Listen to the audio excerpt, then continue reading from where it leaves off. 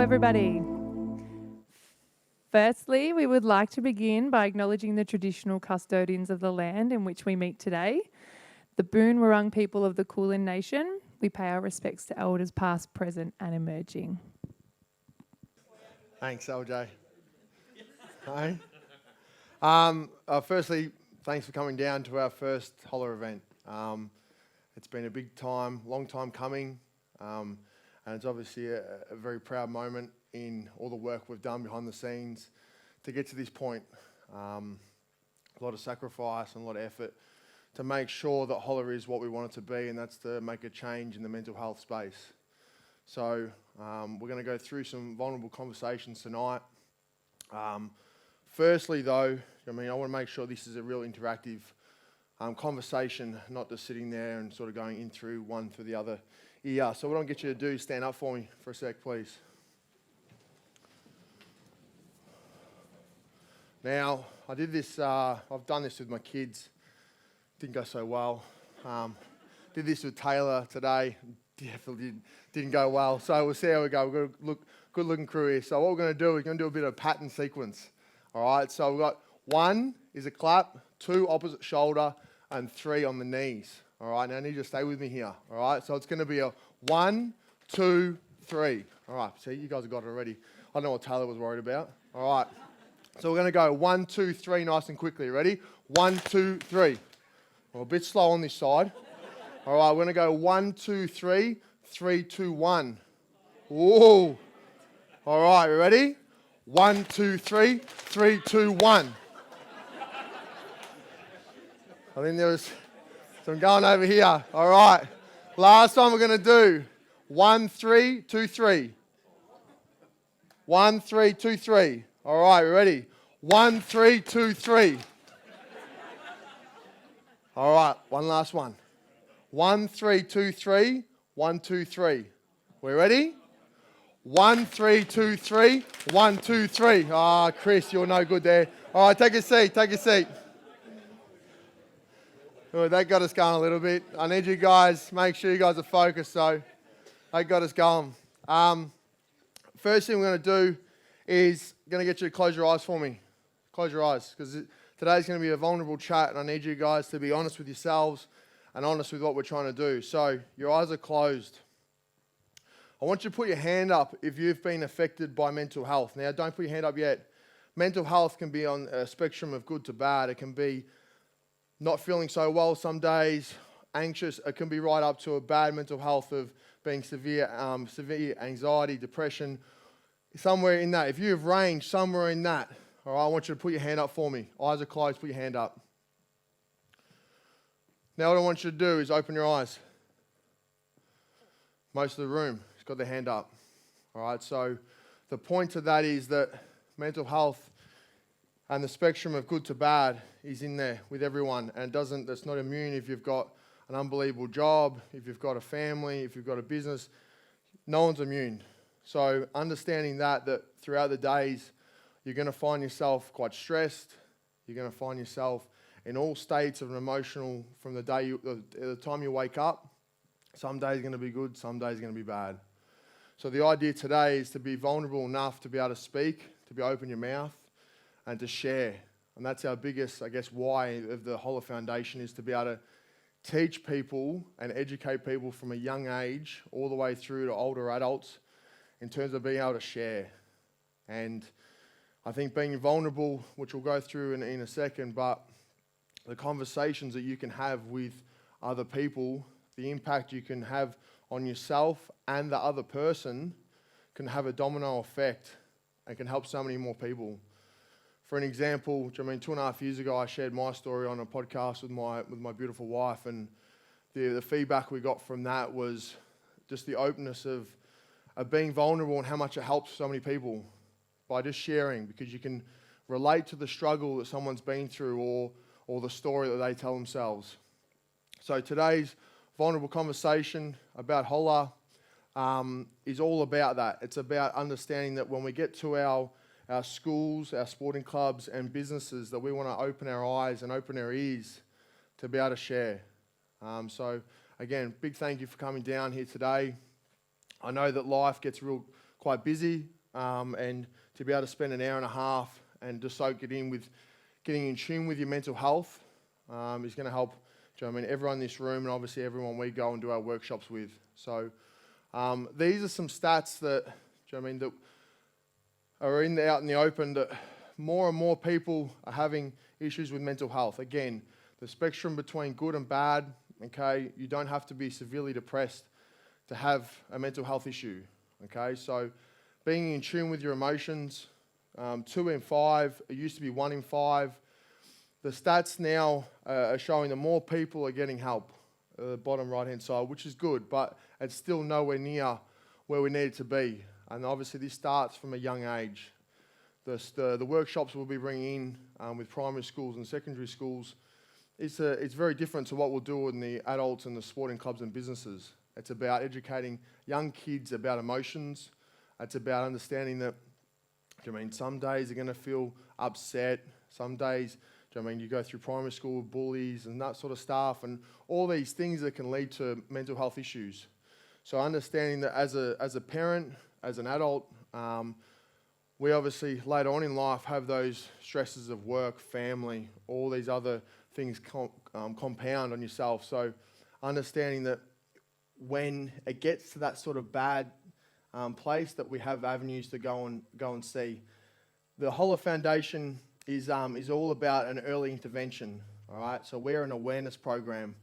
We're a first sort of kick off the block where we can share and educate people about sharing, about opening their mouth a bit more.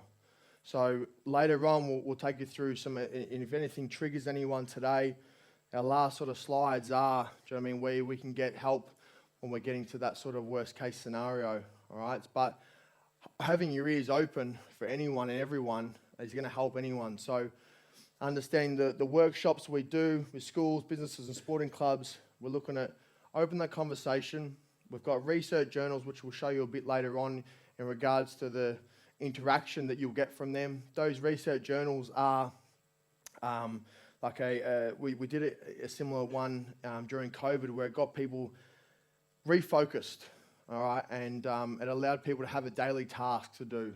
And sometimes when you're struggling so much mentally, that's the hardest thing. So those research journals are going to be really good. Some of them are QR codes where you scan it and it will take you to a session with the Wellness West Boys, Senna and Blake.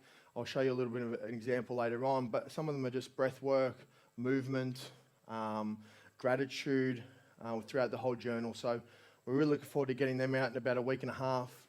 The awareness apparel that we have is huge. So I guess if we can get more and more people into that Holla apparel, the amount of times that I get stopped or I'm walking and I haven't got it on this jumper, but we've got our letter on the back where it thanks someone for being unique and that their place on this planet is worthwhile. The amount of people that have come to me and said thanks, and I'm like, what?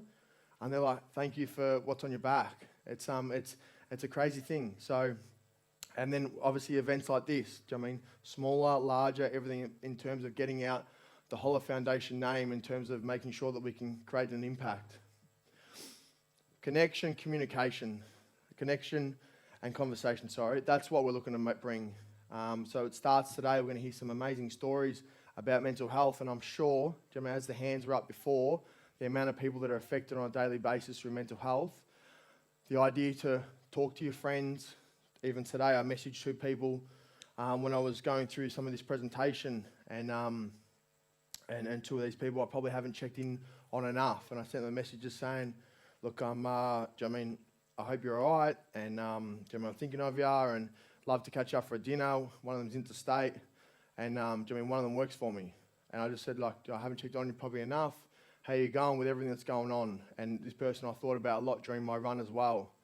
So checking in with your mates, checking in with your friends, your family. If you see someone that's a little bit off, the questions to ask.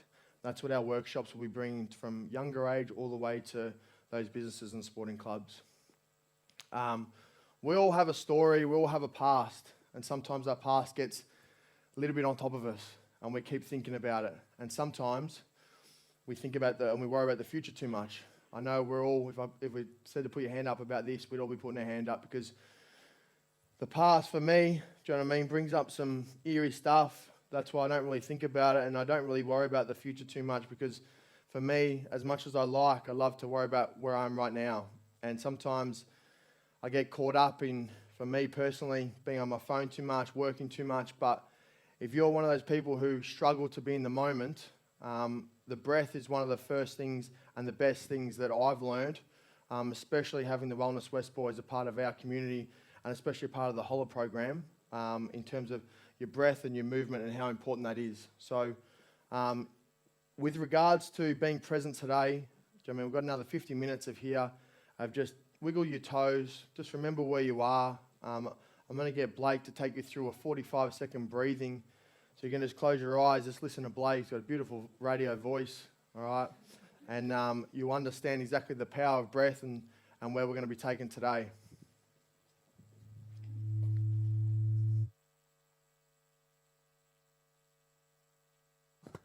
How are you all doing? Everyone good? Are you engaged? Sometimes you can be a bit unengaged listening to Dylan. Don't worry, I know that myself. So what I'm going to get you all to do is switch over into your parasympathetic side of your nervous system, okay? So that's our body's relaxation, reset, recovery response. It's going to help you all be really focused in today's conversation. It's going to help you relax, okay? Might sound crazy, but I definitely can do it, okay? Promise you. So without further ado, I'm going to get you all to close your eyes. I want you to take 3 breaths for the first part of the breath work here. You're going to breathe in as hard as you can, like this, and out. Letting any energy on the top of the surface of your body out. So breathing in and out.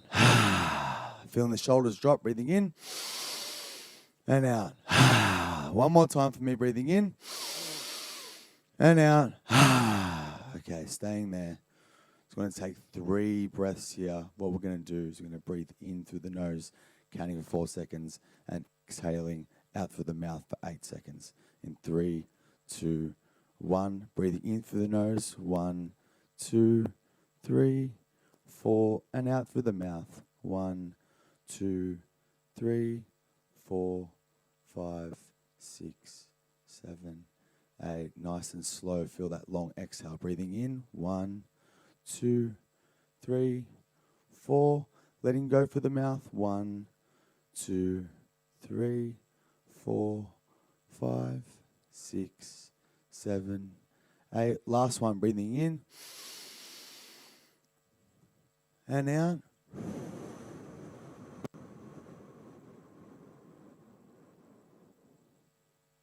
When you're ready, slowly opening your eyes.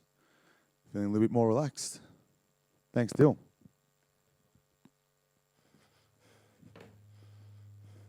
If you see me hobbling, I'm just trying to get in for part 2 of Norman. I don't know if anyone's seen Norman, but part 2 will be coming out soon, so don't be alarmed. Again, vulnerability. I want you to, we're going to read this together. So vulnerability is the core of shame, fear, and our struggle for worthiness. However, it appears vulnerability is actually the birthplace of joy, creativity, and belonging in love. I want you to read that again by yourself. I'll give you 10 seconds. Just read it and really soak it in.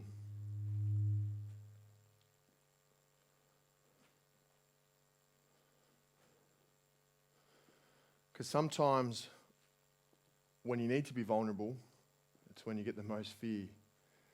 So understanding that sharing is vulnerable. Reaching out to someone is vulnerable. Asking for help is vulnerable. Sharing your story, your past, all that sort of stuff is vulnerable. But it can help you get that stuff off your chest, and it can also help someone else. And the stories we heard on our run to Sydney were exactly that. People coming up to us and sharing their stories. And I remember Dan struggling to run one day, and he rang me up, and he was bloody sprinting because he goes, mate, someone just told me this story about him. So, been suicidal for 6 years. He's on antidepressants.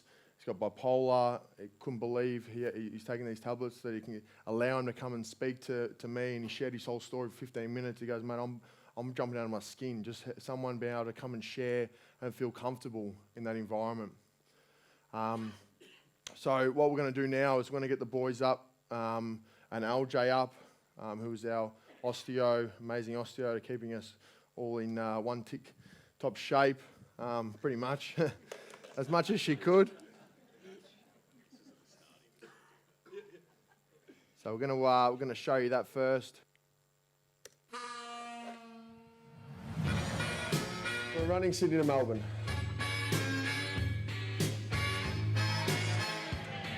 $100Ks a day for 10 days.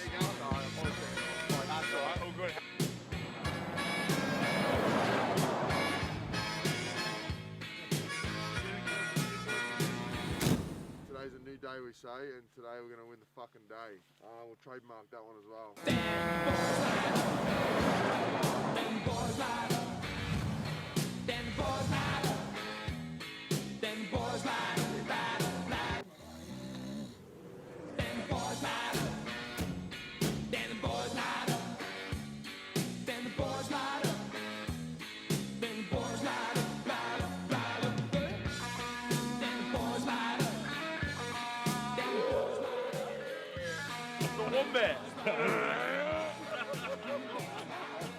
Pouring my heart out, Dylan's pouring his guts out.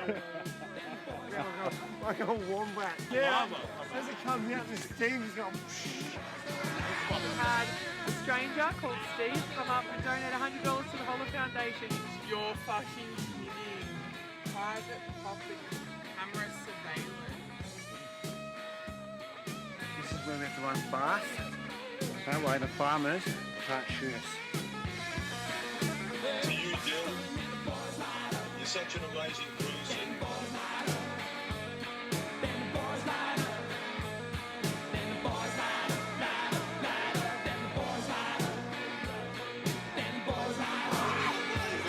It's going to be pretty crazy. 6 bars, Steve's lives. Is that a gun? Oh my god, I'm scared.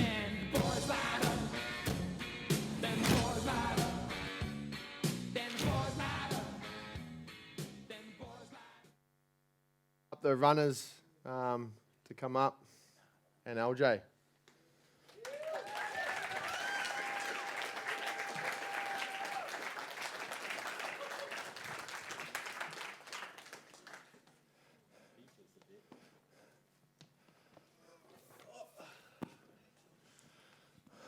Alrighty, so we won't go too much into the depth of the run.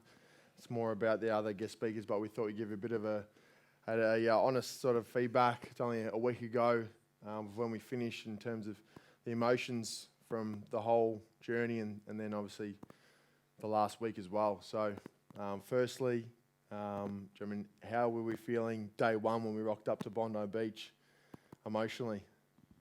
To be honest, and the people that I've spoken to, just letting you know, I love the microphone as well. So, Dan loves hearing my voice. So, to be honest, I think the lead up, I was super excited, super pumped. I've said this to a few people in the past couple of days. Super pumped, and I was the one that said, "Oh, fuck, this is going to be easy. We're going to be great."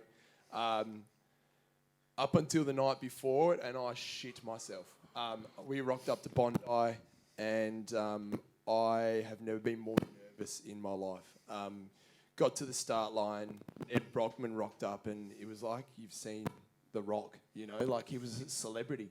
And I started tearing up. We're taking photos, and I'm smiling like this, and my mouth is moving. And I have never been more scared in my life. So that was our vulnerable moment, and we haven't even started. So yeah, nerves were next level. I was good. I was ready to go. Didn't really feel much. I shit myself. I think meeting Ned was a big one for me as well. I think just having a yarn to him and you know him talking about what he went through, and I don't know, following him and just seeing his journey, and I'm like, oh, we're in for one here. I think it's going to be a long time, and having my brother there was really important for me. Obviously, he lives in Sydney. I don't see him enough, so that was super special. But yeah, I was to say you weren't sort of shitting yourself, you'd be lying. I was very nervous, but confident as well. We'd obviously put in all the work, so I was ready to go. Cold, very cold as well. I was a bit different to the boys. All my fear, anxiety and crapping myself came when I had done a stress fracture in my leg. I was told by a sports doc that I had a compartment syndrome and I actually couldn't run back in the middle of March. He said if I ran, I was at a risk of losing my leg. I got a second diagnosis a week later and he said it's just a stress fracture, which is normally terminal for runners. But we did all the work together. The night before we ran, we did a 5K shakeout after the drive to Sydney, and I almost didn't go with the boys. That's how scared I was, because if I was injured, that was the end of it. So once we did that together, I felt much better. And for me, the morning of the run was excitement and calm, I think. So I think, yeah, we've all been through different emotions through this journey, and the fear of actually starting something and sharing it before we do it was huge.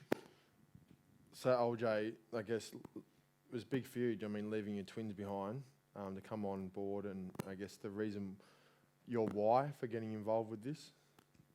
That was hard. I thought you were going to ask me about day one. Day one was easy for me. You guys were all up on adrenaline, no one was sore. So day one was the easiest part. But yeah, that. Leaving the twins was hard, but why was because I knew it was bigger than just the run. I knew it was bigger than just the 4 boys running. I knew it was bigger than the 4 boys just running. So I knew we were doing this for Holla and for mental health, and I didn't expect what happened in the 10 days after. I didn't expect. I just wanted to try and get you boys all there, but as you said before, we encountered some injuries. But yeah, it was hard. I tried not to think about the kids back home because I knew I couldn't think about them, or I'd want to go home. So I knew that I was there for a bigger purpose. So, and all my family knew that, so it was good. And I guess the why of you guys quickly, of why you got involved and why you wanted to do this? My why, obviously,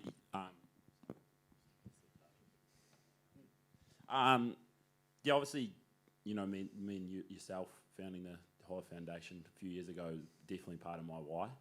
It was a huge leap for us, and I'll always be involved in it every way I can. So I think that was obviously raising money for a bigger cause. As LJ said, it wasn't about the run. It was never about us. It was never about 4 of us. It was never about running. It's all about something else. So my why was that. And also, I'm always trying to do things that are hard for myself. I want to be uncomfortable in as many situations as I can, I guess, in life, just to make sure that I'm constantly pushing myself. I guess that's my why. I love, just get into that uncomfortable place. No, give me the microphone. To be honest, like, my why and my purpose started with just a personal challenge, and it was the excitement of doing something different. We've done a couple of 100K events, and we knew how we felt in the lead up to it, and that's what it started at. And then it built up to the mental health side of things. We knew how much time and effort we put in for the Holla Foundation, and we knew how important this run was going to be for putting Holla on the map. So that's where we kind of really, and I really put a lot of my time and effort into making sure that I was mentally ready instead of physically ready. So that ended up being my why, and obviously, as you know, we lost Chris like a week and a half before. So our purpose changed. The why became more about saving more lives. You know, like you lose, I guess, and everyone knows, losing someone in the community. You have someone that goes, you go through families that are struggling because of something like this, and it affected all of us, didn't it? Like, the run was just a platform, it was a vehicle for us. So for something like that to happen, it made this run so much more worth it. And yeah, sorry, it's just, that was the hardest part. And I think the run was something for us to just go, all right, Holla's on the map. Let's do this 10 days, and let's do it for the family. Let's do it for TPC, and let's do it for Holla. So that was, that ended up being my why, and it wasn't about me anymore. It was about Holla and Holla and mental health. That's where it came from. So I think the biggest thing with the whole run was sharing our vulnerability, and that was the whole point of it. It wasn't to just fluff around and say how easy it was. I mean, it was obviously, unbelievably hard, but it was showcasing the ups and downs of the whole run, and I guess that really speaks about mental health in that some days you're going to have rough days, some days you're going to have good days, and they flow. And I think throughout the run, do you know what I mean, the amount of times I cried, I couldn't even tell you, and I don't even know why. Like, do you know what I mean, people were driving past me, sport crew, I was bloody in tears, and I was like, yeah, no, I'm all good, but I don't even know I was crying. Half the time it was, I mean, looking at videos of my kids and that sort of stuff, but just, I guess that first day of the funeral, when I remember, I think we were at 20, I might have been at 40k mark, and we were watching the funeral of Chris, was very emotional for everyone in that situation, because obviously we would have liked to have been at the funeral instead of running, and I think that definitely gave a bigger purpose. Throughout the run, we were sharing conversation, a group chat of the runners, and the amount of times where we would put in the group that we were struggling. I remember countless times when someone would write, "Geez, I'm not right, guys. Like I'm gonna skip. Do you know what I mean, next couple of days of running because I'm actually mentally not right." And to have that group of environment that we had, and even Kev, like his story before, it was, do you know what I mean, a massive support network. And this is what we're trying to bring is that, do you know what I mean, your support network can be one person, it can be many, but if you don't say to someone else that you're struggling, we aim to know. And I remember, do you know what I mean, I reckon Dan, it was really evident in my mind when you wrote that message, and we all got around you in terms of what we needed to do, because I think the anxiety of training for something like this was probably one of the biggest things, wasn't it? That we knew how big it was.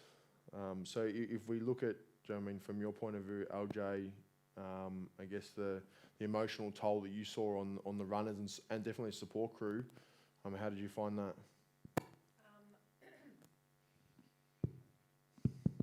Sorry. That was probably the biggest thing that I didn't expect, because I was there to do the physical part of the body, and I hadn't even really contemplated the mental, psychological part of the journey, which really was overwhelming on some days, seeing you boys go through every emotion. Every part of the support crew went through every emotion as well. And to just see the boys, you know, they'd run past 1 minute and they'd be like, yeah, and then the next minute they'd be bawling, and I'm like, oh my goodness, we're going through all of the emotions today and the whole 10 days. But I think, you know, as we've spoken about, that community, that message group, even during the run of like, no, Jake, I'm done, calling it.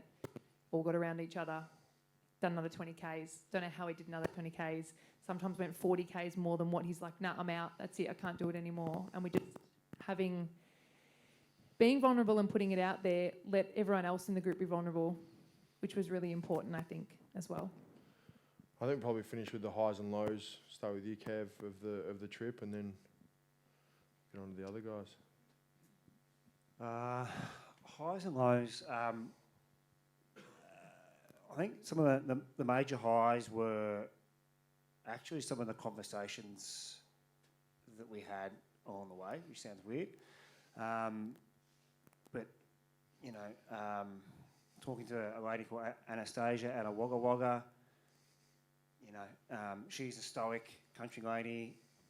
She was a strong one amongst her family and friends. Her sister had cancer and other things. She was walking down the bakery with two loaves of bread. But actually having a chat to her and saying, understanding her pain as far as being the strong one. So she was in tears by the end of the conversation, not from talking to me, but from actually having a realisation that she can actually ask for help. Because she felt like she couldn't actually ask for help because she was the strong one amongst her family and her group. So the guy, was it Tim or Steve from at Macca's? We had Trudy up in Bargo at the service station. Interesting how that's part of the high, you know, because it was, really impactful for us actually sharing the message. And the reason I started the run was I've been through my own journey and learned a lot about myself and how to deal with a lot of things. And I actually want to, you know, with 4 boys, want to make sure that they learn this stuff at a much younger age, so that they're not have to deal with it when things are thrown at you that you're sort of floundering as to how to deal with it. So, and I also enjoy doing hard things, but yeah, I'll limit that. Actually, the low was, funnily enough, I managed to get through okay for most days. The lows were actually watching, to be honest, each of the boys really struggle. Dan and Jake on day 2, or Jake on day 3. Dan's quad blew up. But the high from that was watching Dan from then on. I've never seen a man walk so fast in my life. He was like, you've all seen RoboCop, the original. He was like that. He got the poles out at one point, but the stoic strength of mind that he had to go through was actually really powerful for me. Jakey, I didn't actually see it, but the vision of a pair of walking poles in front of Jake as well, and said, I think it was you, Dan, was it? He threw him back. But Jake going through every injury or every niggle under the sun and still pushing through not just 50 but 60, 70 Ks. And then Bonnie Dylan. What people don't probably realise is that he probably carried obviously the weight of the idea. The stupid idea, Bonnie Dylan. I didn't say yes. I was right, but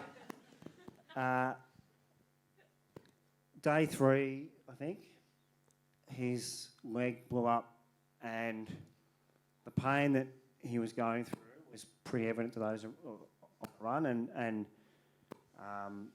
when you're going through as much pain as you are, with the emotional pain of actually, having Nicky at home with the kids, and still forging through for this message and what he's trying to achieve, pushing through another 9 days or 6 days of that pain was, and watching him go through it, the mental battles he was going through. I want you to actually deal about how you were processing some of the shit you were dealing with, because I know he's comparing it, but watching him go through that was one of the lows, but also one of the highs as far as how hard and how deep you had to dig to get through where, to the end. It was actually quite distressing for us, I think, to watch. So, but super proud of you guys for and the support crew who are here and who are getting us through. Highs, man. Yeah, there were heaps, as Kev said, conversations. I think the highest for me is just finishing every day was a good one. Like, honestly, getting to the end, I was like, holy shit, I have done that again. That was a high. And obviously, I don't know about you boys, but like, I visualised the finishing line at Macaulay Street probably like 1,000 times in my head during the training process for 20 weeks and during the runs as well. And coming down that street was something I'll never forget, I think, in my life. It was incredible. Lows, mate, seeing the boys in pain is probably one of the hardest things I think I've ever gone through. No one wants to see anyone in pain, especially your mates. It was awful. And also, obviously, being injured. Getting caught going to the toilet on someone's farm was a real low for me, personally. Or a high for us. It was a real low for me. But, yeah, other than that, obviously, I can't really express enough how much we got out of it. Like, the whole thing was a high, really, from day 1 to day 10. It was a massive high. I don't want to go too much longer, but can you just, in 15 seconds, give us that story? Because just give us 15 seconds worth. Okay. I had a really sore tummy.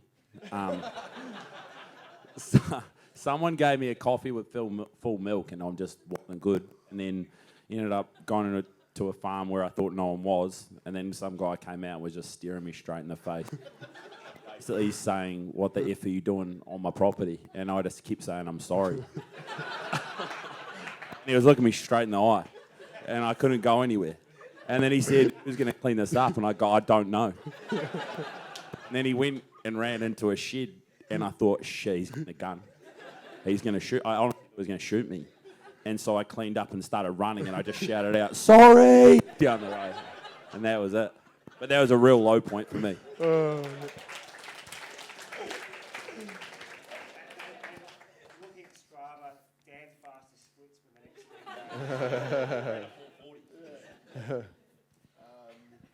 I think my highs were definitely coming to the end. I think the Macaulay Street rundown. I don't think we expected the amount of people that we had, did we? Like, I think we popped our noggins around the corner and saw the wave of people, and that sent shivers down all our spines. I think that was definitely, to be honest, that was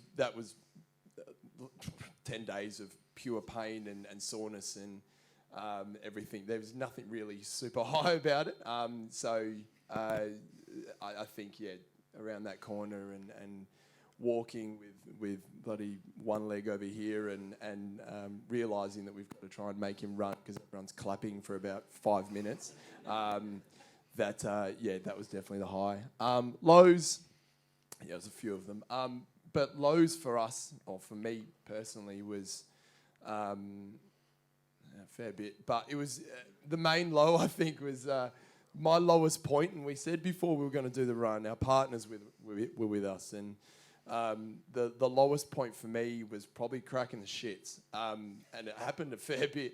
But like they said, there was one moment that Rachel, we had these poles, and the lowest point for me was trying to have to rely on poles to actually move.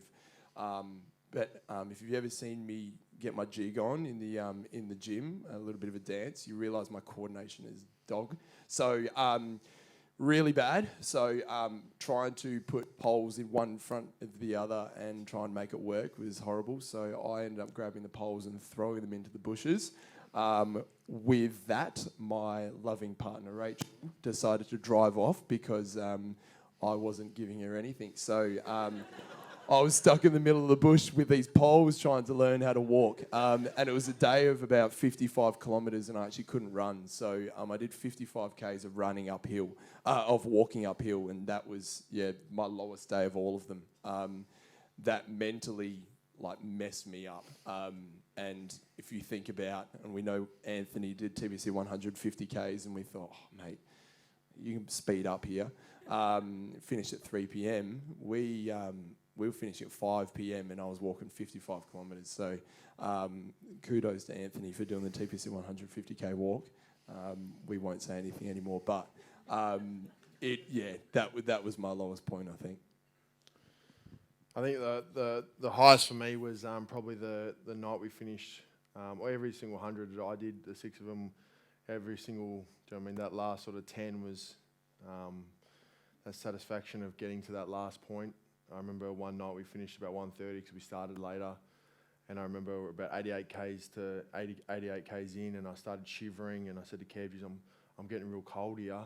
I've got to change. So I ended up changing and I couldn't get warm. And we jumped in the van and I ended up having to sleep for about 20 minutes to try and get warm. And then I'm like, okay, let's go again. It was never a point where that was going to be it. It was like, okay, I got warm now. Okay, let's go. So we had to pump out the other 12 and that was and then we had to drive an hour to get to our accommodation for that night. The lowest point probably was day 9 when I was walking for 50 Ks and it was hardly walking. Through day 3 onwards, the pain in the leg was getting so bad. But I always had the mindset that I was going to finish it, and unfortunately, because it hasn't been finished now, I've already started talking to Nikki about when we're going to do it again. So it's just something that I have to do. So, but yeah, I think the day 10 when the boys were running and finishing, and I really wanted to be a part of it. That was probably the hardest thing for me, but also probably one of the biggest lessons that I learned, even just talking to Blake for a little second about leadership. And that day when it wasn't about me, and it couldn't be about someone putting their head in their ass and just thinking, oh, poor me. It was about understanding that to be a leader, you need to lead in bad situations as well, and to get around the boys was the biggest thing that I could do to help them, and instead of being so down the dumps that I'm not running with them and stuff like that. So that was probably one of the biggest lessons I learned about myself. I learned a lot of lessons through the 10 days, but that was definitely one of them. So again, big thank you to the support crew that are here, LJ and the boys, for jumping on stage and having a chat. The documentary will probably be about a week and a half away, and looking forward to seeing the full recap of the place. But just put your hands together for the guys.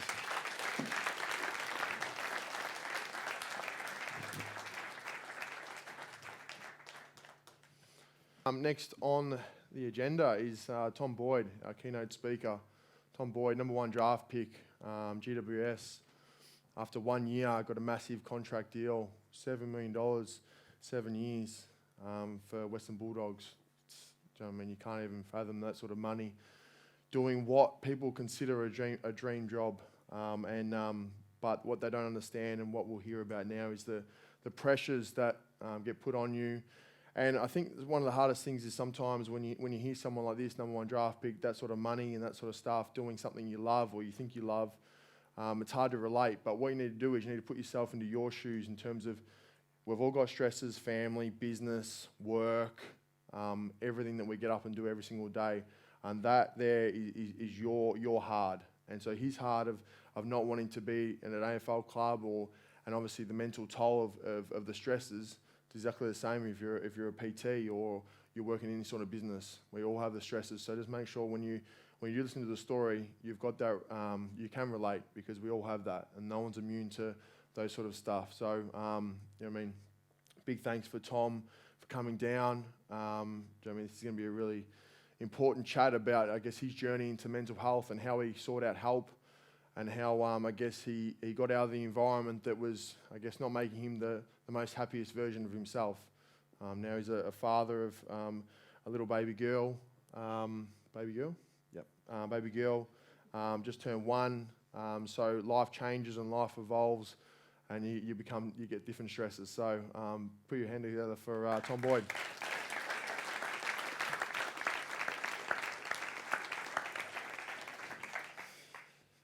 Thanks, mate. No I worries. must say, you think football's hard, but I didn't try and run home from Sydney after we got lost. Firstly, congrats to everyone who, I went to private school, so I did some math. 2,606 Ks, these guys did.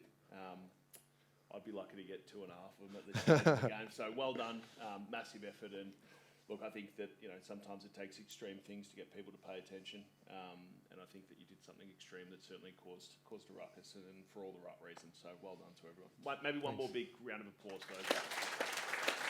Thanks, mate.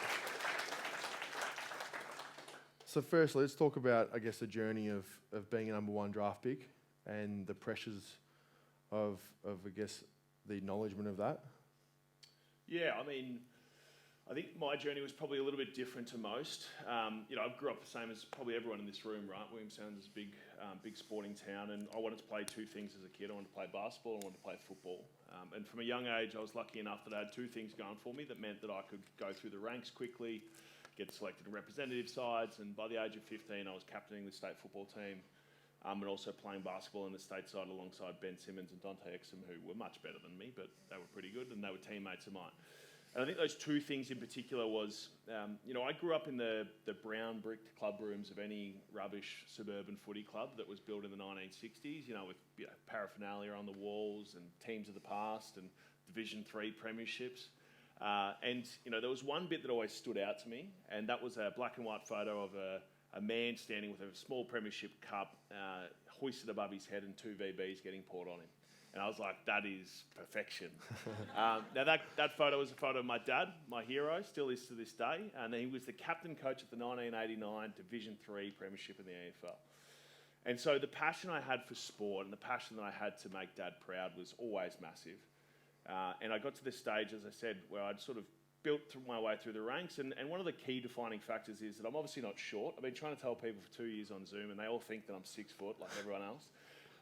But in my first year of school, I grew 27 centimetres. I went from being one of the smallest kids in the school to one of the tallest. My year 5 buddy was a family friend of mine, and he told everyone he's going to look after me and then wouldn't hang out with me at the end of the year because I was bigger than him, and he felt a bit embarrassed. So, those things happened really quickly for me. And then 11 sessions of sport a week at 15, and I have to choose which way I want to go, which vocation I want to follow, which sounds silly as a 15-year-old, but I was in a position where it looked like I could make a professional career of some distinction within both of those pathways. And as I said, Dad being a hero, I followed football and quite quickly found myself performing really out of my skin. So I played in the National Championship as a 17-year-old, as part of the All-Australian side, TAC Cup Team of the Year player, Managed to basically get selected in everything that I possibly could be over that 2-year period before being selected at pick number 1. And I think what happened with me that was quite interesting is I got injured about 6 or 7 weeks into the under-18 season. I'd started the year on fire, was averaging 5 goals a game. Everyone was going, this is the next big thing. And I went over to Perth and really sort of ruined my ankle.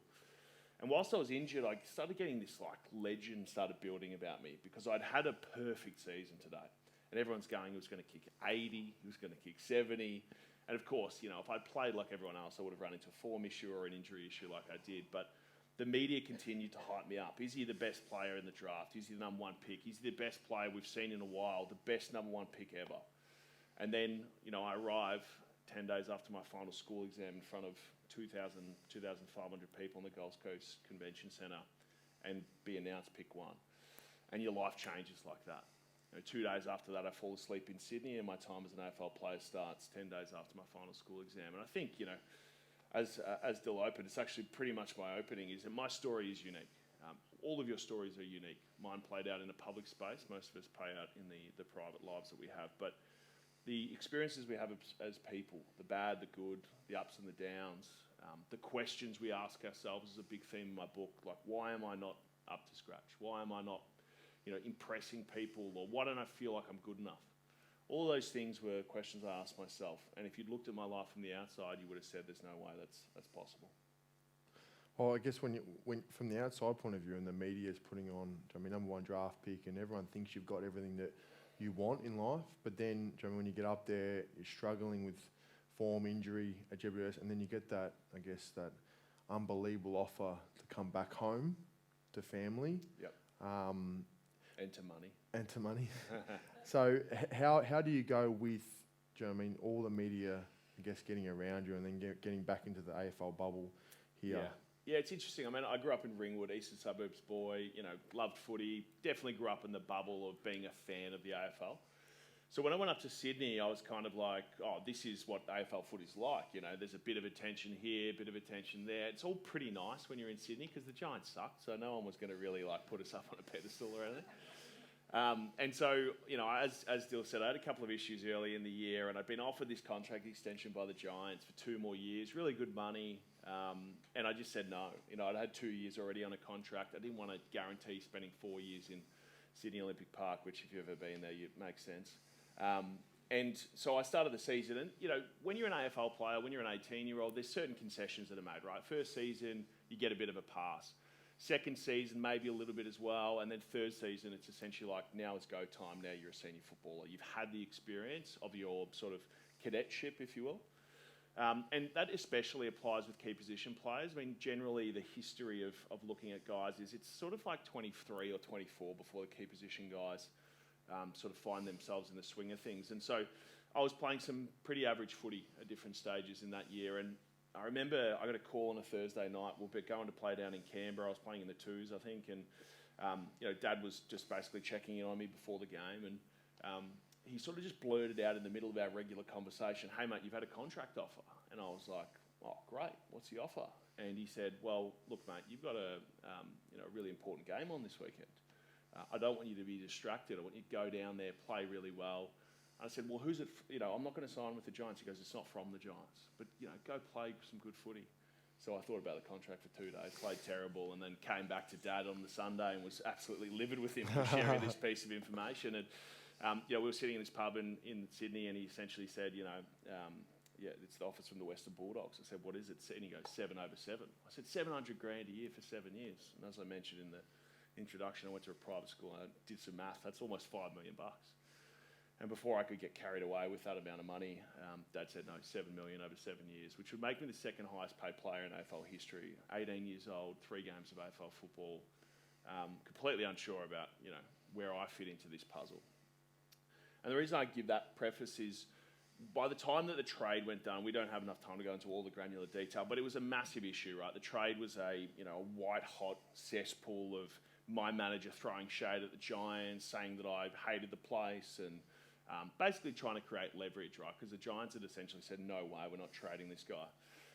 And I ran into Dave Matthews the other day, he's the CEO of the Giants, and I'm the only player they ever said they weren't going to trade, and then they ended up doing it, and no one's let them forgive it. So That's a proud moment of mine. But at the same time, we sort of got to the point, trade gets done, great. So what does this actually mean? And there's a few key points that really affected the way that people covered me. And the first was, I think it was a bit of a, it was a bit like spitting in the face of the people who thought football was about loyalty. And look, I appreciate loyalty to football clubs, particularly at the community level.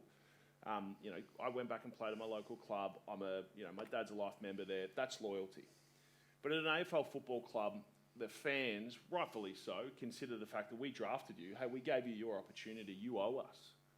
Now, there were 17 other clubs that would have taken me with their first pick after the Giants did. And I'm not saying that to be arrogant or lacking humility. It's just the fact of the way it was in my draft.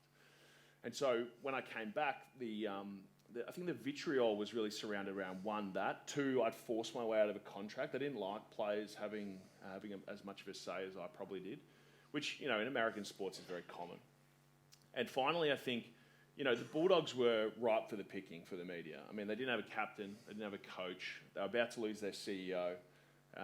And there was a sort of a ship that looked like it was sinking all over again for the 50th time.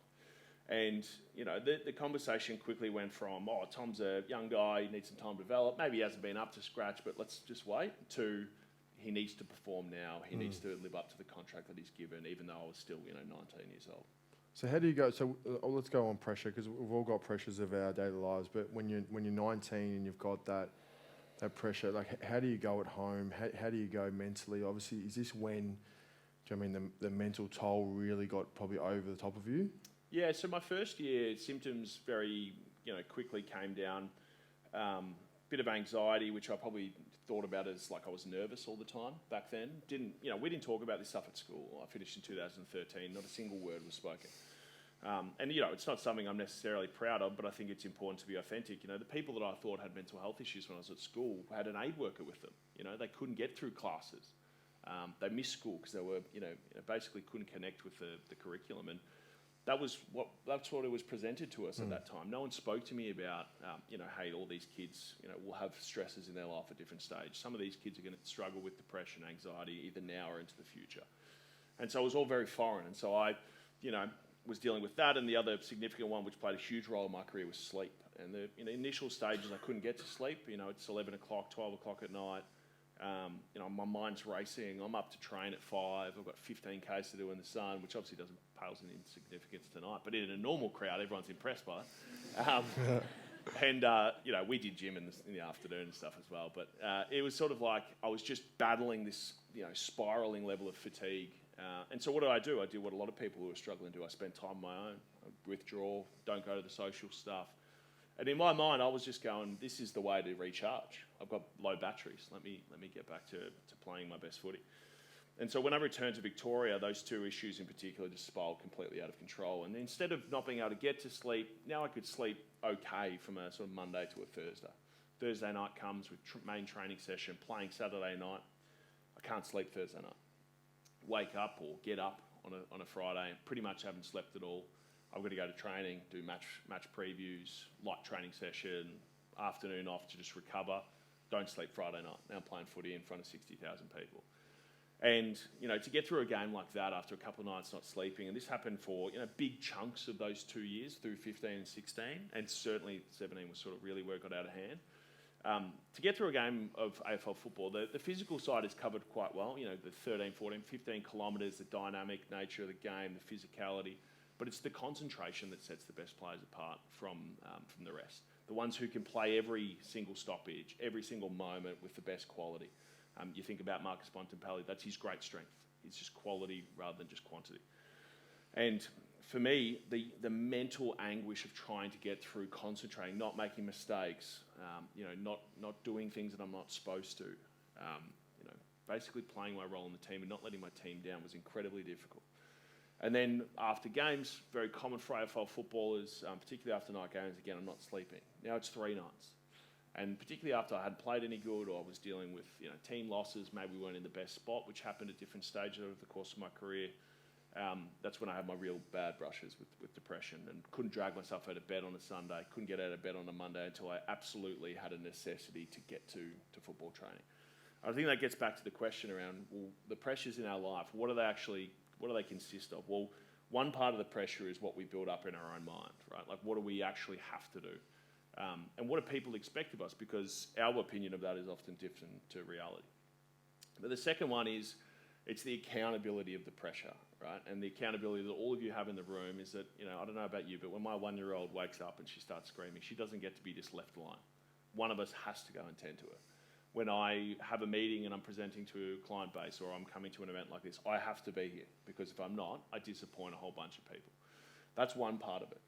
But the additional layer, I think, that's added on to the AFL world is the repercussions for failing at either, so your own individual performance and also the way that the world is holding you to account, is played out on the grand stage. You know, the grand final in 2016 was played in front of over 6 million people. It's a lot of people to fail in front of. And so I think for me, what I did was I struggled greatly to deal with it over a long course of, long period of time. And it wasn't really until I worked out that, you know, my metric of success and who I was as a person was beyond the 2 hours on a football field every weekend. Like, I wasn't defined purely by that. But in a world of the AFL, which, you know, that's all you're measured on, it's very difficult to separate the two. It's interesting because you say you're defined by, and a lot of people say like you're defined by what you've got, or I mean what you have and stuff like that. Where, I mean, being grateful for what just the smaller things in life are probably the most important things. When did you first seek help? Yeah, I mean, I'd had, you know, probably a growing suspicion I was having issues. But I was stuck between a rock and a hard place where there was very little things that I could do to change the equation. You know, we did this breathing exercise earlier, talk about seeing a psychologist. In some ways, they're the small pieces that add up to big value in my mind. You know, if you're in a job that is completely in conflict with who you are, and you're working all the time, and you're, you know, hell for leather, can't see your family, you know, a yoga class on a Friday is probably not going to fix it. And that's, you know, that's just logic and common sense. And so for me, over that period of time, I kind of went down the path of it'll change, like it'll fix itself. Just hang in there, you know, keep going. Well, it's my dad's favourite saying. It was always, you know, tough times make tough people. Just keep banging your head against the wall and eventually things will improve. And for me, there was two key moments that I really stuffed this up. Which the first was after my issues in 2014, my first season at the Giants, the sleep and anxiety issues I mentioned before. That big deal was like, hey, like, what can we possibly not have now? I was told at that time I was homesick. Now I'm back in Victoria. Now I'm the man. I'm getting paid all this money. I'm playing footy for a club who actually values me beyond what the Giants did. And of course, things didn't change. Then I win a premiership in 2016, star of the show, $1 million man, 21-year-old hero, made Brian Taylor say fuck on TV. It was awesome.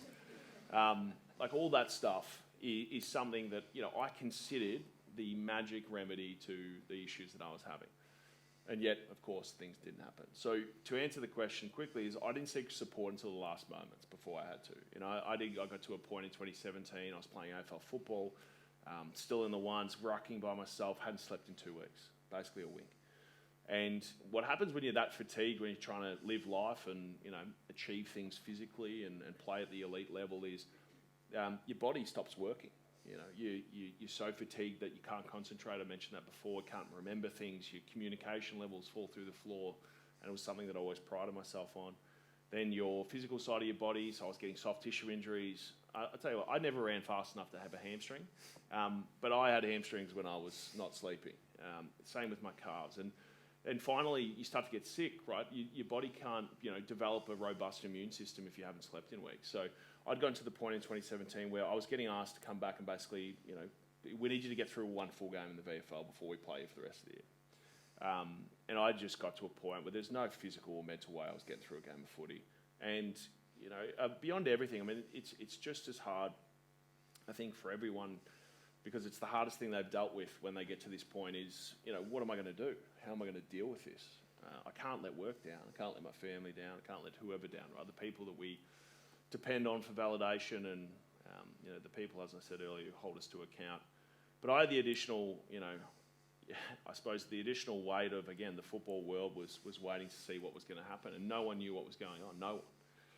And so, you know, with all the bad thoughts going through my mind at that stage, I picked up the phone and called the club psychologist, and I said, I need help. I don't know how I'm going to get through this. And it was a multifaceted problem. Like, Leave aside the mental health issues I was having. You don't get to take time off work when you're getting paid $1 million a year. You don't get to take a game off when you're getting paid $1 million a year to play footy. So that was the first moment. And I think the major thing for me, beyond the clear conversation here tonight, which is, seeking help is not a weakness. It's actually a strength. It's a problem solving capability. Beyond all that, the thing that was most important to me was that I admitted to myself that I didn't have to do it on my own, and that just because I was unique, just because I had all these things going for me, that other people could understand me, and that actually talking to them might actually be conducive to improvement. So I guess anyone out here that needs help, or what sort of advice do you give to anyone, young or old, that when they get to that sort of point where it's time to sort of be vulnerable and speak out, what advice do you give them? Yeah, I would say, I think the messaging tonight has been fantastic. The one thing I'd say before anything that's been mentioned tonight is have the conversations when people are having a good time. Do it whilst everyone's going all right. Because, I can go to my friends whilst I'm in a good space, and I know they're in a good space, and I can say, boys or girls, whoever's there,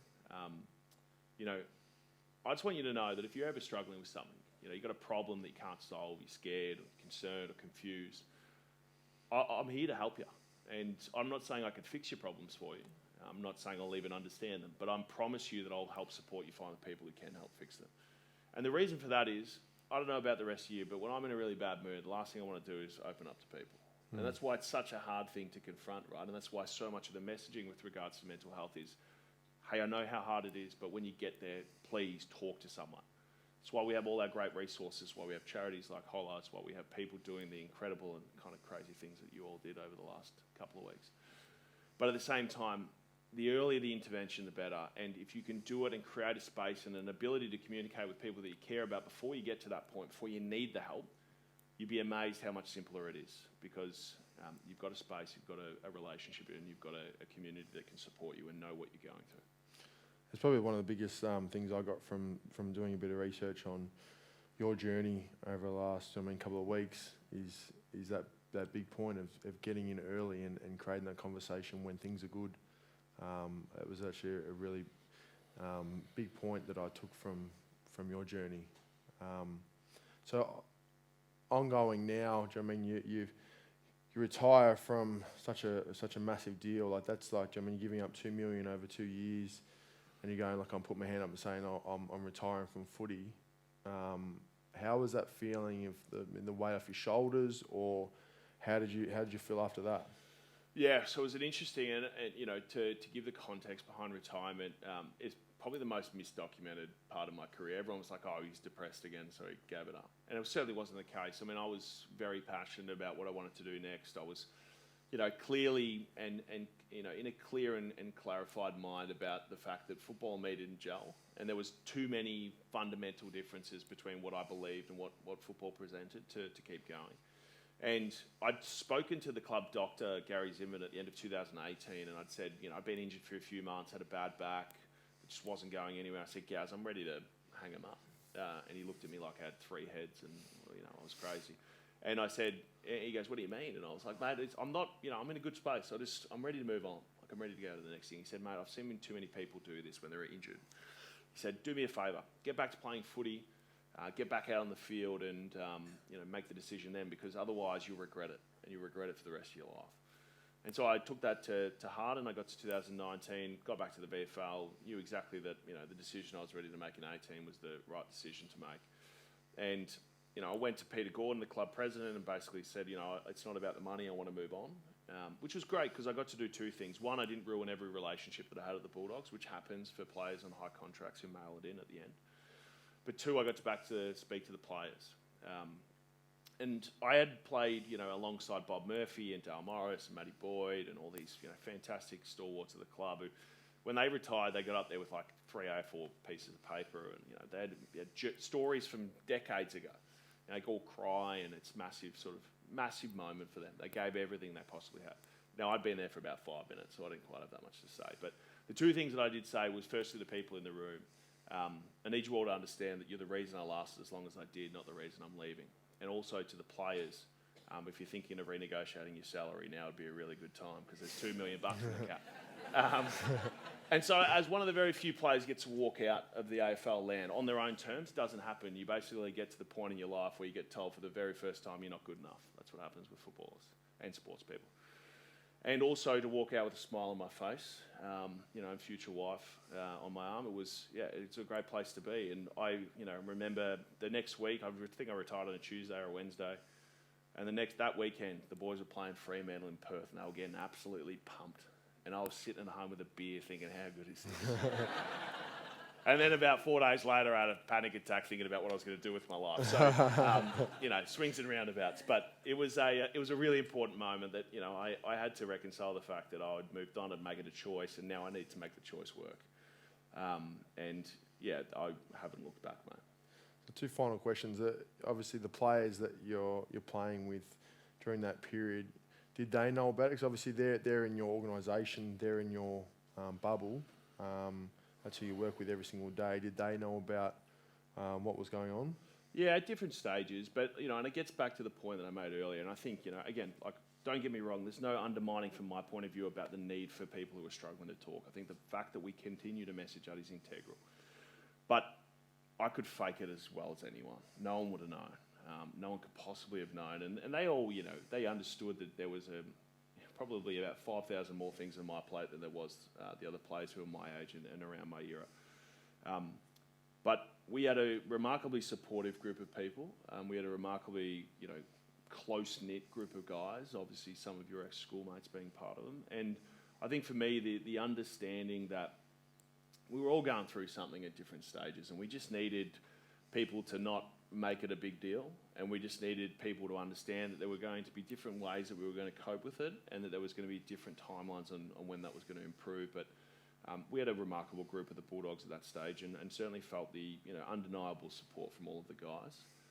It's just difficult, right? Like, symptoms and signs are great to talk about, and they are possible to spot. But often it's the ones that we don't hear about who we end up losing. So, it's an interesting place to be. I think we'll probably leave it there, but obviously, you're going from the greatest heights of an amazing deal, winning the Premiership 2016, kicking 3 goals, the highest of heights, but obviously inside, you're struggling to get by each day, and I think that's sometimes one of the biggest points you can have as someone is that from the outside, you look like you're going all right, but inside, you're hurting and you need the help. So let's put our hands together for Tom Boyd. No, he's Tom Boyd.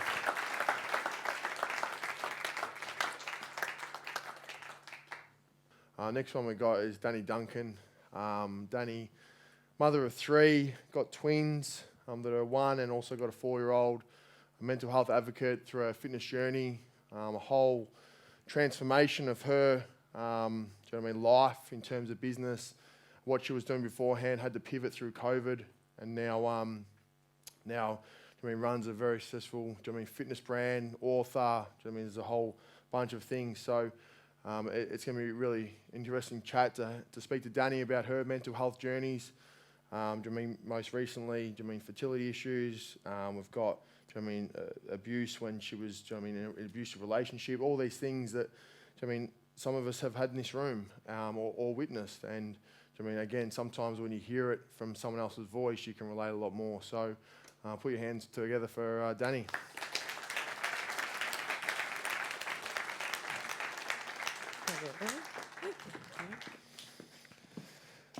All right, Danni. Hi. I didn't fall over, so that's step 1. No, you're going. It's a good start. So let's just talk about, firstly, in terms of your whole transition from business and stuff like that. Yep. You've had to pivot, yep. And I guess the mental toll of pivoting through, and give us a little bit of a background in terms of what you were doing beforehand in the Flight Centre game, and then working towards what you do right now, and the mental toll that's taken to transform and totally change your life. Yeah, sure. So I suppose, this is more recent stuff, but I had my own travel business prior to COVID while I was pregnant with Harper. And I did that, and it grew quite quickly. It was something I was really passionate about. I loved travel. I had actually walked away from Flight Centre for mental health reasons earlier in my career, and decided to start my own brand. And it was going really well. And at the time, the pressure of having my own business didn't seem that bad. You know, we were in a pretty good space. Chris had a good income. We had a house. We had Harper. Like, it was all going really well. And I suppose, like anybody, no one realised what was going to happen. But I have very clear memories of the 15th of March 2020. My mum was down from Canberra, and Scott Morrison, said he was going to close the borders. And within about 2 hours, I lost $35,000 worth of income. Emails were coming in through my inbox, cancel my holiday, cancel my holiday, cancel my holiday. And I was like, fuck. Like, what the fuck are we going to do? Like, I have an 18-month-old, we have a mortgage, I have a car loan, like, what are we going to do? And I literally dropped to the ground with my mum, and I was crying, and she's like, it's going to be okay, it's going to be okay. I was like, how? How is it going to be okay? Like, money doesn't fucking grow on trees. We didn't have any savings. And within about, 30 seconds, I went, it's going to be fucking okay. And she was like, yeah, see? And I was like, I don't know what I'm fucking doing, but it's going to be okay. And I got up, and the Friday, the borders closed, or Saturday, the borders closed, and I spent the next, seriously, 2 to 3 years actually fixing holidays and not getting paid for doing that. But I started what Chris calls jumping around on the deck. And I said to my Instagram followers, who wants to come and work out with me on the deck? Who wants to come and do a live workout with me on the deck? And all these people turned up. I knew people were sitting at home, having huge mental health issues. A lot of mums with kids now at home, not knowing what they were going to do. They were feeling bad, they were depressed, and all these people started working out with me. And I was like, I think this is a little business idea. You're onto something. I was onto something. And so from then I just employed a business coach 7 days before, and I was like, it must have been fate that I'd employed her, and she was like, you need to start charging. And I was like, I can't charge people, like no one has any money. And they're like, you have to charge a lot, but you have to start, like you have to look after number one and make it a business. So I started the Figure Babes, as it's called, and the Figure, my brand, became my business. And within 6 months, it had made 6 figures. And it turned into people actually reaching out to me and saying, hey Dan, thank you so much for the workouts, but I'm really struggling in the nutrition space. Like, I'm sitting at home, I'm eating like takeaway chips, like I'm going insane, I'm putting on weight, I'm not confident anymore. Can you help me? And I was like, oh yeah, sure. So I started just helping people with the nutrition, and then that grew into coaching. And then by the end of 2020, I did my first group coaching. I had 2 people sign up. One of them was a friend, and then I had to employ some other friends. I was like, can you please come to my coaching? Because no one's going to be on there. And did my first round of coaching, and then that was, end of 2020, and now the business is thriving, and it's awesome. I do group coaching, private coaching. I have the Figure Babes. I have a pregnancy platform. The business is growing exponentially every single year. I have 5 staff members now, one of who is there. And I love every day that I get to help women and men change their lives through movement, through nutrition, through mindset. The stories, I'm going to cry, the stories I hear from people that come to me and go, you've changed my life, like you don't understand, like just your small things that I share every day around movement and nutrition and mindset. So let's take it back then in terms of your life experiences and how it sort of shaped you. I watched something on Instagram, getting some background on yourself in terms of joining the ballet school, and I guess the demands of being so young and being told some pretty outrageous stuff. How did you deal with that, mentally back then when you were only such a young age? Yeah, so I was raised in Canberra. I'm a Kiwi, but I was raised in Canberra. And at 15, I got into the Australian Ballet School down here in Melbourne. And so my mum and dad sent me down to Melbourne, and I moved to Melbourne as a 15-year-old and moved in with another dancer at the school, which is outrageous. Like, I would never let my fucking kids move to like another city by themselves at that age. They can be like 25 or something. But 15-year-old by myself, and to a very demanding career. So basically, in the ballet world, if anyone knows ballet world, we danced most of the time, and then we did 3 subjects. We did English, math and science, but otherwise it was just dancing. Now I'd gone from a pretty secluded lifestyle. Like my life was going to school, go to ballet practice, go home. You know, mum made my food, that was it. I didn't really have a huge social life because ballet was what I wanted to do. It was going to be my career. And so got to Melbourne and was literally by myself in Melbourne with all these other teenagers and started drinking, started, you know, enjoying our lives, having no idea what we were doing. And we used to have to get weighed every month. So every month we'd get weighed, and I saw a few of the girls used to throw up, take laxatives and all those sorts of things. And I remember thinking, what the hell is going on? Like, what's going on? Anyway, 6 months in, I stood on the scales for my weight weigh-in, and I think I entered the ballet school at 47 kilograms, and I was 52 kilograms. And they were like, we're going to have a chat to your parents. And I was like, oh, shit. And I remember sitting in the room with my parents. I'd gone back up to camp for the holidays, and they called my mum, and they said, she has to lose 3 kilos.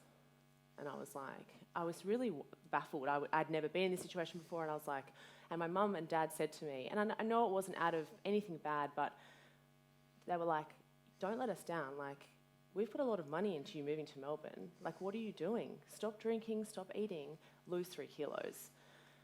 And I was like, fuck, okay. And from that moment, part of my self-worth then was about that. And I started doing all the other things that girls were doing. So I understood why they took the laxatives, why they threw up, why you didn't have breakfast or dinner the night before to have your weigh-in.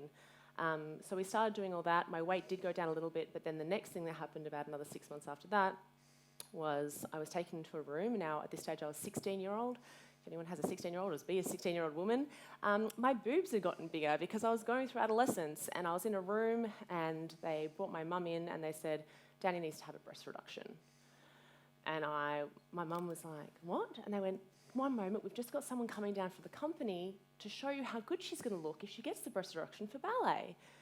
And I was there, like my boobs were maybe a D at the time, and I was still around 52 kilos, which is still, by the way, 3 kilos lighter than I am now. And they went, look how beautiful you can look and how aesthetically pleasing you look as a ballet dancer. And my mum just went, no, that's not happening. Like, this is ridiculous. And from that moment, my self-worth, my idea around this, like, if this wasn't good enough, and that spiraled out of control. So, yeah, bulimia ensued, terrible. You know, there were times when I took packets and packets of like antidepressants, Nurofen Plus, anti-inflammatories to try, I think in my head to end it, but I think I was just reaching out for help, really. Yeah. And hoping someone would see that. Yeah. So I think that sort of self-worth, I think it's a big thing. I mean, going through younger kids, and I've got very, very young kids just like you do, but I guess how does that shape the parent you will be going forward? I mean, in terms of making sure that, I mean, your kids feel that love and just don't have to feel that sort of stuff that you felt going through that. It's really hard. As you can probably imagine, I'm like, no ballet to my girls. Harper did say the other week she wanted to try it. She did one class, and thank God she said she doesn't want to do it anymore. So I'm like, good girl, you can do something else.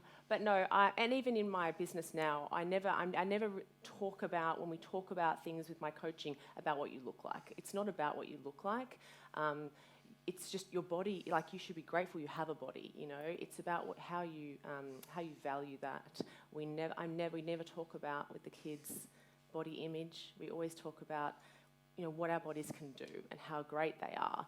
And I never want, like, you know, especially as kids, they grow and change and they go through these different things. And all the best thing we can do is lead the way and show them, you know, what that looks like and how important it is for our mental health to move our bodies. And I talk about it all the time on my platform, is that you should move for your mental health. Like, don't move to get skinny, don't even move to get strong, really. That's just a byproduct of moving, you know, like, move because it makes you feel good, and then the byproducts of those things are, I get strong, I get fit, I have good cardiovascular health, I have good strong bones. Like, that's the byproduct, but do it because it makes you feel good, you know, and it makes you happy and it brings joy, because the more happy hormones and the more we can bring that into your life, the more you'll succeed naturally, you know. I listened to one thing about you about that you didn't want to give up on stuff early on because of, do you know what I mean, your parents being divorced and everyone you knew got divorced and you were in a relationship that was quite abusive but you didn't want to get out of that environment because you didn't want to feel like you were letting go sort of thing. So mentally, how, and again, it's being vulnerable about going, do you know what I mean, I've had enough and getting out of that environment. How did you deal with that mentally, and then obviously how did that feel getting out of that space? Yeah, so I think it all stemmed from like ballet school, like feeling like a failure, like I'd let people down, like you know, talking about earlier, and I then all my family is divorced, like God bless them, but like our family tree is this wide, you know, like everyone's been divorced. It's like, are you a Hewitt? It's my maiden name. You've been divorced, you know. And I fell into a relationship when I was living in the UK. I moved to the UK when I was 18. And from the moment I was in that relationship, I was like, you can't break up with this person. Like, you can't fail. Like, and it was so volatile from the start. And we came back to Australia, and so volatile, mentally abusive, physically, some physical abuse. And the whole time I remember being like, you can't fail. You can't break up with this because you are going to be another failure. And I put on this massive front the whole time I was in that relationship. You know, he wouldn't come to things because he didn't want to, or he was drunk, or he was doing drugs in my house. He wouldn't come and celebrate my birthday. So I was always making excuses for him, being like, it's okay, it's fine. Meanwhile, I was crying myself to sleep every single night. And getting knives thrown at me and things thrown at me and getting told, like, I remember being in the park with him one day with our dogs, and I said, can you want to hold my hand? He was like, why would I want to hold your hand? And I was like, he's like, for who? Who's watching? And I was like, no one's watching. And so this went on for, I was with him for eight years, and in the 7th year I said to him, we should get married. We should get married because then it will look like we're really happy, right? Like, because only happy people get married. So we got married, and I was probably the only person at my wedding that didn't cry, because I remember sitting there being like, what the fuck have I done? Like, you know, this is not okay. We got married in the January. I don't know what happened between the January and the July. Actually, I do know what happened. I had been working at Flight Centre, and I was the top novice in the world. So I basically had sold the most amount of travel in my first year at Flight Centre ever. So I was about to get on stage in Cancun at the Global Ball and get this worldwide award. And I remember getting to Cancun and everyone loving me for my achievements that I'd worked really hard for. And I remember thinking, yes, like, I fucking worked for this. Like, what am I doing? And I literally got home from that trip and I said to him, I'm leaving. And he went, what the fuck? And I was like, I'm leaving. And when you turn around, I'm not going to be here. And I walked out. I didn't take any of my stuff. I walked out and I made a promise to myself that from that moment on, I'm looking after me. And I did. I fell into a relationship very similar. I stayed in it for 2 years, and the whole time I'm thinking, you're not doing it. You're not living to your promise, Danni. You're not living to your promise. And I had to have some hard conversations with myself and be like, come on. Like, live to your promise, live to your promise. And it was hard, you know? Like, I always say, we can do hard things. And sometimes it might not happen straight away, but you just got to keep chipping away. And I remember going, nah. And I broke up with him, and I was like, come on, you can do this. And I sat on Tinder, and I reckon I had 50 million Tinder dates, and there was something wrong with every single one of them. Your hair's out of place, your nose is crooked. So I was like, nah, like, look after you, Danni.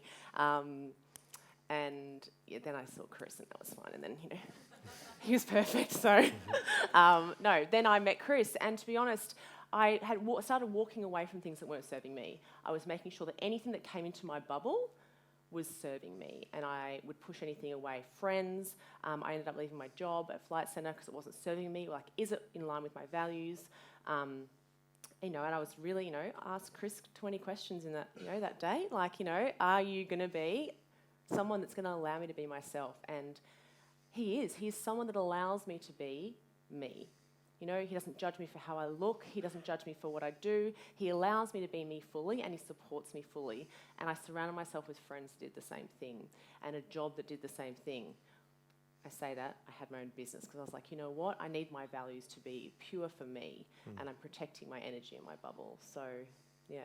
Good. I think it's really good advice. I think, I mean, in terms of some advice you give in terms of mental health aspect, what would you give to the crowd today? Yeah, I mean, and like, you know, the guys have said, and you said, like, mental health shows itself in lots of different ways. Like, And it's nothing to be ashamed of as well. Like if you're feeling shit consistently in any area of your life with how you look or how you feel, or if it's at a job, if your job is not serving you, if your relationship's not serving you, if something's not serving you, the great thing that I always say is we have a choice. Like we have a choice to change. Is change hard? Fucking oath, change is hard. But what's worse? Choose your hard. Being in a shitty relationship is hard. Being depressed is hard. Like I've been on anti-anxiety medication. That's hard. Being in a job you hate is hard.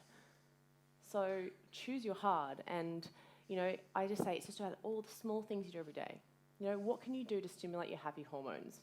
It's real self-care. Like not the one yoga class you do or the massage you go and get or getting your nails done, or for us mums, like going to Coles and scrolling the aisles by yourself, because that's sometimes really fun, right? You're like, I'm in Coles by myself.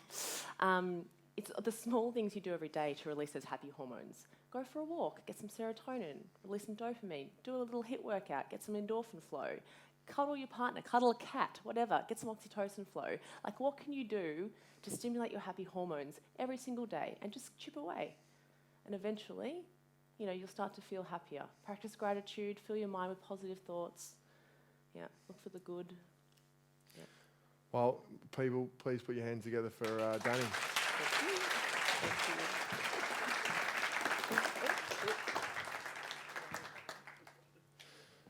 So we're just going to finish this up as well, and we'll get the guys and Danni back for some questions if anyone's got anything. Obviously, support is always available for the higher end of, or the most extreme end of mental health. These lifelines, call services are there. So if anyone's been triggered today, please make sure you reach out to any of these guys. Obviously, we're all ears, and that's what the connection and community we're trying to bring. So with our research journal that will be coming out in the next probably week and a half, this is a little bit of an example of one of the days. So you'll have to QR code. This goes for 30 seconds, but it will give you an understanding of what you guys can do at home.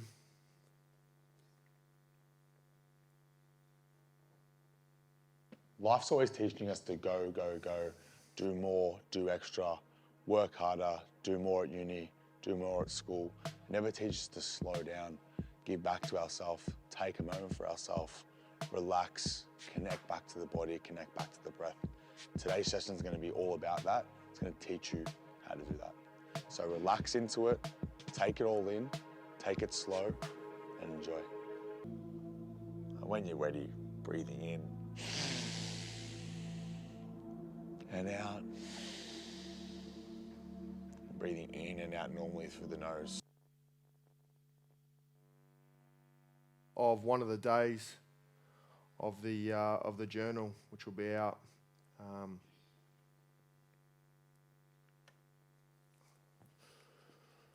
This is on the back of one of our apparel lines. There'll be more of these letters, but it's about being yourself, being unique, and everyone in this room is special. So make sure, if you can, reach out to someone after this, send them a message, tell them what you've been to today, tell them about Holla. All this sort of stuff is going to help in what we're trying to do with the Holla Foundation, and make sure the community connection and community is all is become a bigger aspect of everyone's lives. We're just going to quickly grab Dan, Tom, and Danni up. If anyone's got any questions, we'll get them answered. Just before that, when these guys sitting down, there's a little envelope in front of 3 people's seats. So if anyone can see them, there's an envelope. Just grab them up. Corey's going to, we've got a mic. Who's got the 3? Good. Tay's got 1. Who else has got 1? Yeah, perfect. Who else got 1? Perfect. There's a 3. Okay. So if you don't feel comfortable reading them, we can read them for you. These are written by someone in this room. So we're just going to, we'll go through them each. Thanks, Dylan. I have suffered anxiety off and on, but never severe after becoming a new mum. It was constant, almost debilitating, a constant fear that something could go wrong at any time. I'm lucky I had friends who were mothers and who helped me realise this was common but very normal. I sought an appointment with my doctor who gave me a mental health care plan to see a psychologist. This has helped. The fear is still there, but I now have coping strategies. Thanks for that. Tay, you got one? Corey? Just here.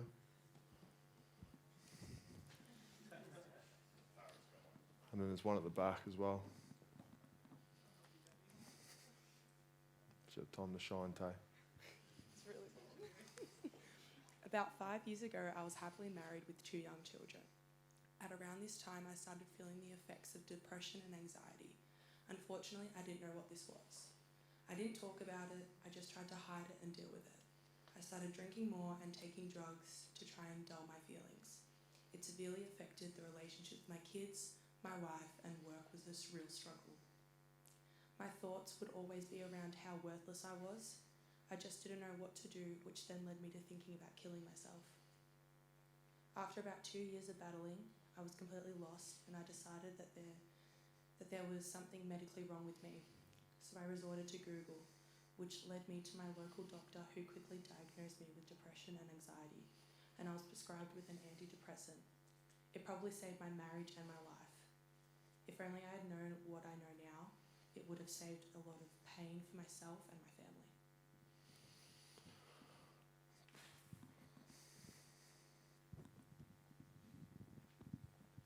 I struggled with my mental health since having my first baby, and whilst I was never diagnosed with postnatal depression, I probably did have it. Intervention from good counsellors and psychologists have helped along the way, but nothing seemed to really be enough to overcome the struggle. Until I finally decided to try medication. This has been a game changer for me, and I wish I had done it years ago. It's given me mental and emotional clarity and allowed me to put into practice all the theory, tools and strategies therapy has taught me. Before medication, I tried so hard but always felt like a failure. And now I can be the mum I've always wanted to be. Thanks for reading them out. I think a lot of those stories would relate to a lot of the people in here. So sometimes hearing that, again, sharing is the most powerful thing. We'll quickly go through 5 minutes of questions and that'll do us for tonight. So if anyone's got any questions for anyone, just put your hand up. Yep. This one's for Tom. We're obviously, as a society, recognising that vocalising hard conversations is becoming more and more important. AFL, particularly in Victoria, is a great leveller. You've got people from Brighton through to any suburban in the state, different socioeconomics, and perhaps people who don't get that same message, who are all fans. What do you think the AFL can do to promote vulnerable conversations and get it out there that their players too are human and that they are performing on a great stage, but they're the same as the person who's in the stand cheering with them? It's a great question. Can everyone hear me okay? Yeah. Right. My head's too big, I was telling you. I'm going to pass out.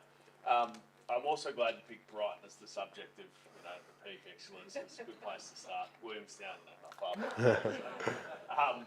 No, I think there's 2 really key parts to it. The AFL, if you imagine, I think the greatest mischaracterisation of them is that it's a league, and it is. It's also not a sport. The AFL is it's a PR machine that thrives on selling advertising. Right, that's how they fund their $2 billion a year revenue base. So for me, there's a few key elements they can do, and one is obviously using their platform to push things like Spuds round, is to push the Lifeline round the Bulldogs do every single year.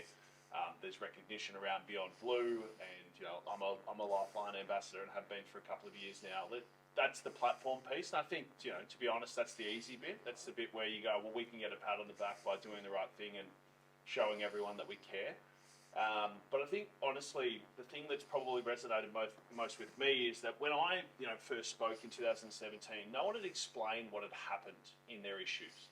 Everyone had always said, and there hadn't been many players, admittedly, but they'd always said, I've had depression or I've had anxiety, but no one, or I've had mental health issues was more common, or I've had personal leave issues. But no one had explained what had happened. Like, why was this affecting someone? Because at the end of the day, as humans, and I think this gets back to Dill's introduction to me, is we're very efficient in the way we package people. We're like, good job, good income, good family, happy, poor, struggling for a community, unhappy, or whatever the way we do it, right? We're all different. But when you hear these explicit conversations around struggling with sleep or struggling with stress or struggling with relationships, and the purpose of this evening is to be the great leveler amongst humans as opposed to the great leveler that football can be. So I think they're the two big parts, individual stories and the way that the platform that the AFL has can permeate the great messages into the community. Any other questions? Dan, this one's you. What's the biggest thing you learned about yourself throughout the run? It's a good one. I learned that I can get through a lot more than I think I can. I think I learned that my willpower is probably stronger than I thought it was. I think probably my biggest lesson, man, is that I learned that I can't do anything without a support network. I can't. Like I know a lot of people think they can go on their own and do everything by themselves, but when times get tough, if you have a support network, things are a lot easier. There were times in that run where, not just the running, and the times in those 10 days where if I didn't have anyone there, or if I didn't have the boys around or Chelsea around or any other sport crew around, I wouldn't have made it. And that really resonated with me in regards to mental health. I think I put myself in the position a lot of times when I was on that run in terms of, man, this is what people go through day to day. I thought to myself, man, I can get on this run and be in this much pain, but there's people waking up every day in this pain and going to work. I was like, that's brave, you know what I mean? But they don't have the support network I have here. They don't have the people to rely on and talk to. So I learned that, if that's not present in my life, and obviously in everyone's life, I feel like things are really hard. So, I'm very grateful to have the network that I have, and I just sort of wish that for everyone else, and hopefully I can, help people get that to that place as well. Yep. It's not so much a question, Dan, it's Ali. Oh, hey. Hi there. As an acknowledgement actually of Dan, so I worked with Dan in 2011 in Wellington. I'm a physiotherapist at PT, and I've actually reconnected with him through this platform. So it's actually just an acknowledgement really to say that I'm super proud of him. He was always this big, buff, strong. Hey, go ahead. Being really honest. Myself, I'm a Panda community champion. So Panda is perinatal anxiety and depression Australia. So this is super important to me, and it's just super cool to reconnect with this amazing guy down here, and get down here and tell the story. Thank you, mate. Yeah, thank you.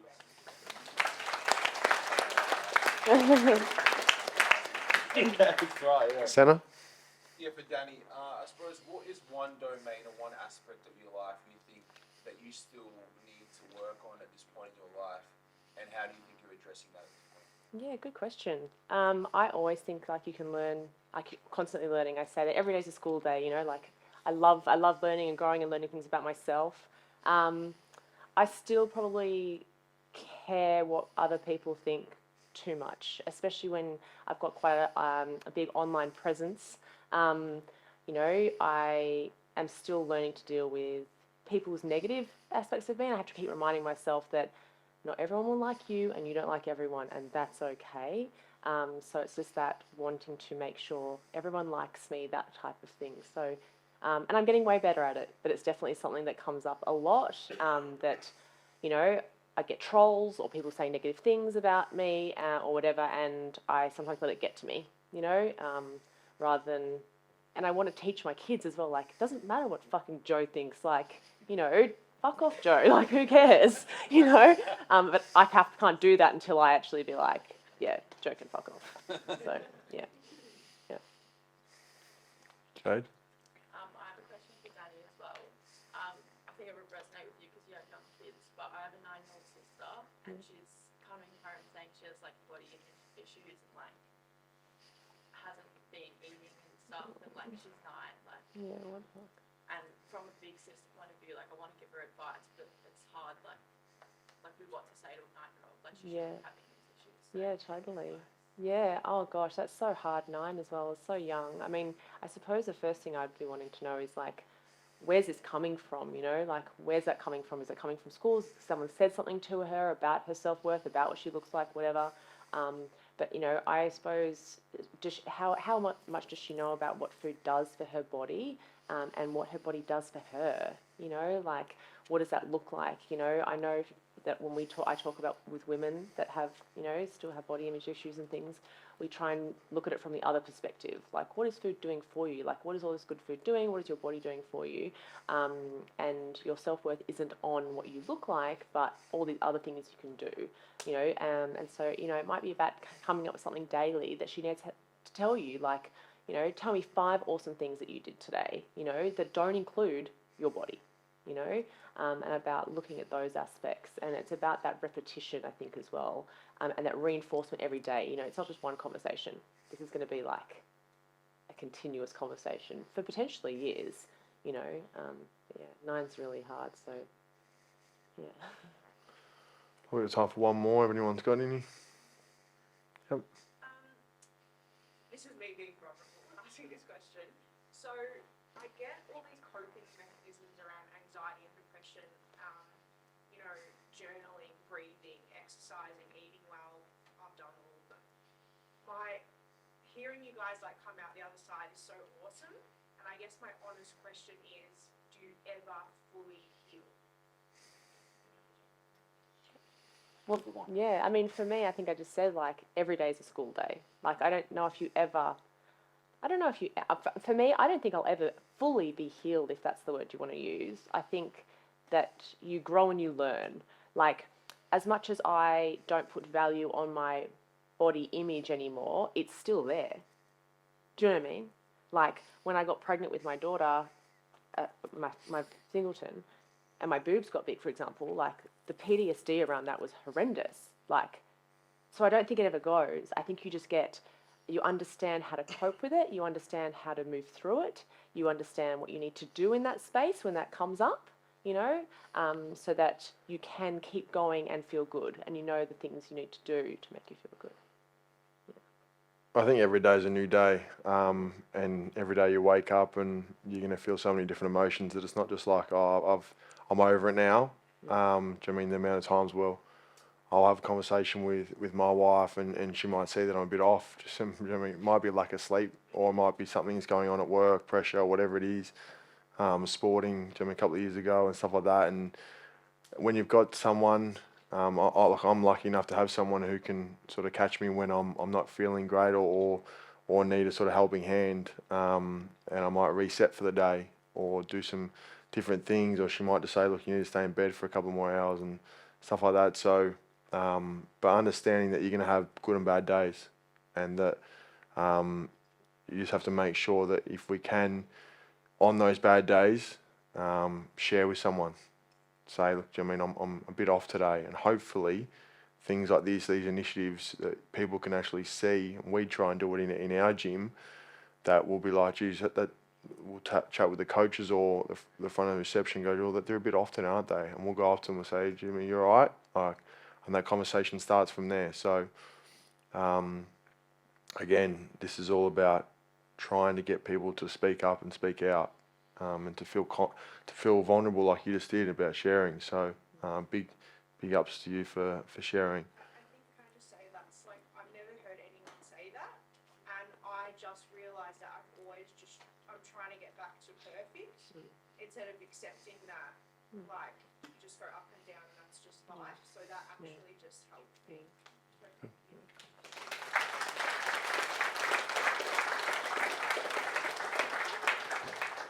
I guess that'll end us off today. The only thing I need to bring up is that we do have an auction at the moment, online auction with some AFL club jumpers, netball, Commonwealth Games.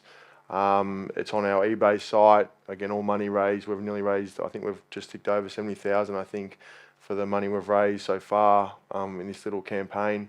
So if anyone wants to jump on and start bidding on any of those jumpers, just let us know. Big thank you for coming down and spending your Friday night, and I hope you guys got a lot from it. Please make sure that, I mean, as I said, There's a apparel stand out there. If you guys want to buy any more merch, the more people see it, the more people start talking about mental health. The only thing I would say is if you can check in on one of your friends, a couple of your friends like I did today, send them a message after this, tell them where you've been and start that conversation about mental health.